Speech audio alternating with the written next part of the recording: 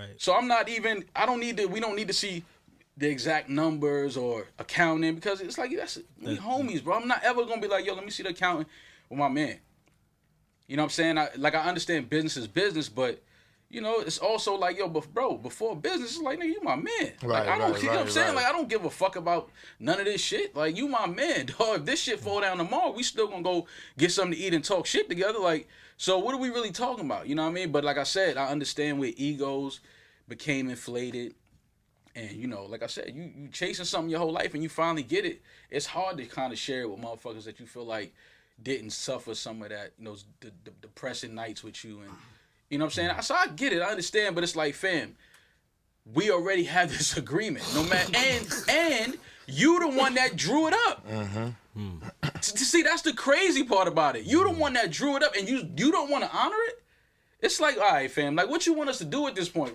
It was a bogus deal that we shouldn't have signed. First of all, we got a bullshit percentage, and now you don't even want to give us the fair end on the percentage that you drew up.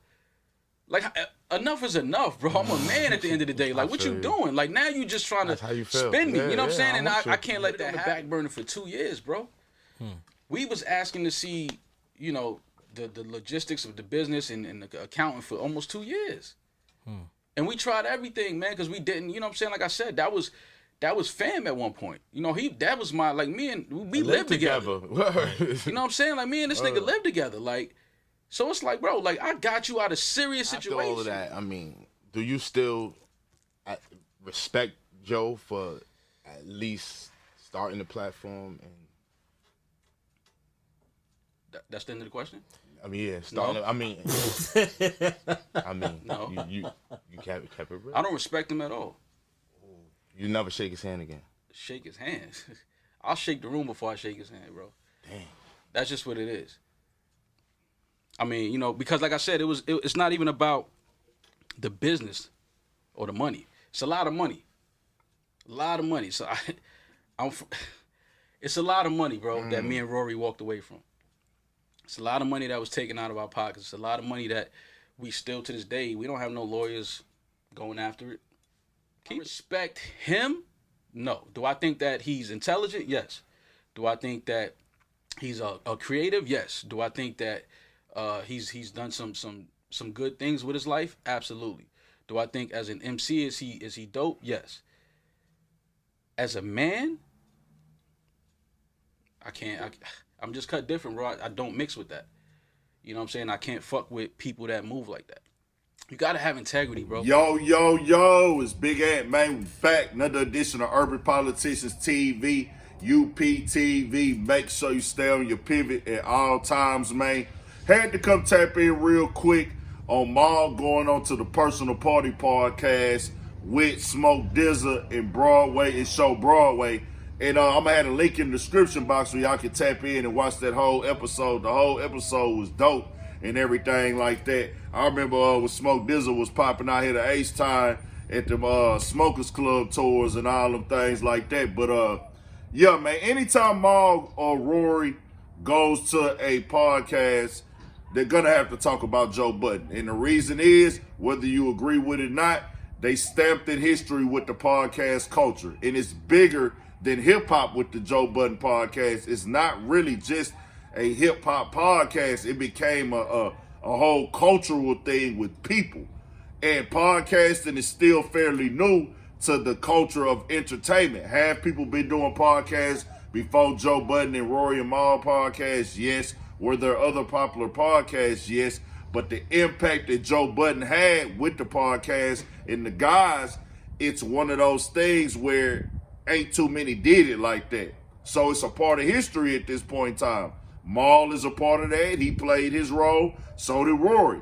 So, hey, when he got asked about it, Maul kept it all the way real, bro. He was talking about the 2 years, and he touched on other stuff too, but within that 2 years time, bro, he said he was waiting. They was sitting around trying to get the understanding on the account. At first, they like, bro, I'm not tripping. We agreed to a percentage.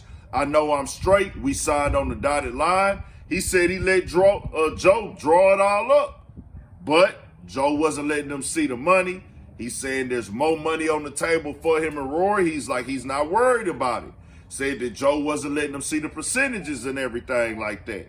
He did also say that he understood a little bit like, okay, well, Joe been trying to make it in entertainment or just make it and be successful his whole entire life. He had a lot of dark nights, depression, different things he went through. So he feels like, hey, I need to take control of this and have this all on my own to a certain extent. But you can't do your homies like that. This is Maul's side of the story. Everybody gonna have a different version. But what Maul's saying to me make perfect sense, bro. Like, hey, if it's my homie, if this my bro, my partner, have I made mistakes in life? Ain't nobody perfect. I'm not sitting in a perfect chair. But I know one thing as a grown man, I don't want none of my bros. Like he said, we partners before this, fam. We stayed together. We lived together. Even if this podcast didn't work out how it's supposed to work out, nigga, we can still go out to eat and kick it.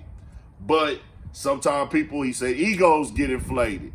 Whereas, hey, he didn't want to do that type of time because I'm the type of nigga, I want my niggas to be real. Like, hey, bro, if I'm making this type of money, you signed the contract with me. Hey, you want to see your shit and what's coming in and what's your money? Hey, bro, this is what we made off this. This is your percentage off this shit. This is why I paid you this or that. If I'm short on some shit, hey, bro, my bad. We gonna square it away next payment. Or if I got it right there, we squaring it away right here and right live in the flesh. I don't want my partners to feel like I'm cheating them and fucking them over. But Joe, a lot of the responses he gave started saying like niggas work for him and he firing niggas, and it was like, yeah, that ain't what he was pushing on the actual podcast. He wasn't pushing that type of concept and everything like that. He was talking about being fair to creators, open to creators, and then he started talking about what business really is, and business ain't fair. I'm like, nah, it just is what it is, bro. He asked him about does he still got respect for Joe? He said, nah, he don't. Said, would he shake his hand? He was like, nah, I shake the room before I shake his hand.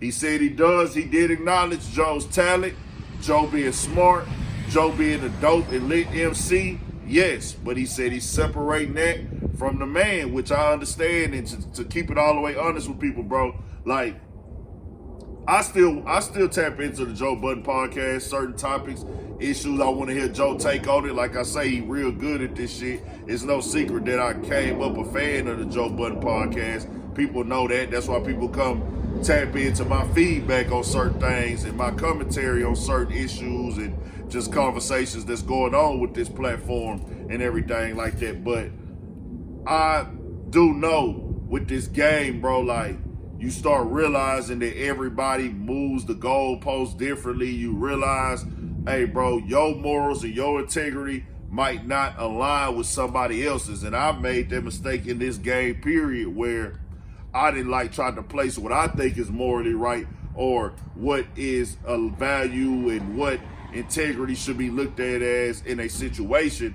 And everybody just don't move the same. You will let yourself down if you move like that. And that ain't even got nothing to do with Joe and Rory and Ma. I'm just saying, put that in this business most definitely because there's money involved, but in life in general, don't try to place your thought process on somebody else, bro. You can give your opinions, you can talk, you can debate, but don't, it just is what it is, and that's how the game go. So we shall see. I'm tapped into Joe Budden, I tapped into Rory and Ma.